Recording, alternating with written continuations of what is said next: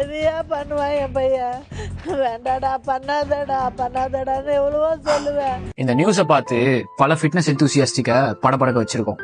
சேலம்ல இருக்க ஒரு ஜிம்மோட ஓனர் மற்றும் கோச் ஒர்க் அவுட் பண்ணி முடிச்சதுக்கு அப்புறம் ஹார்ட் அட்டாக்.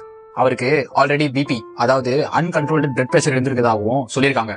சிம்டமேட்டிக்கா ஒரு ப்ராப்ளம் இருக்குன்னு ஃபேஸ் பண்றீங்கன்னா தயவு செஞ்சு பாடியை ஃப்ரீ ஸ்கிரீனிங் பண்ணிட்டு உங்க கார்டியா கிட்ட எந்த ஹார்ட் பீட் வர வரைக்கும் நான் ஆக்டிவிட்டி பண்ணக்கூடாதுன்றத கன்சல்ட் பண்ணிட்டோம்.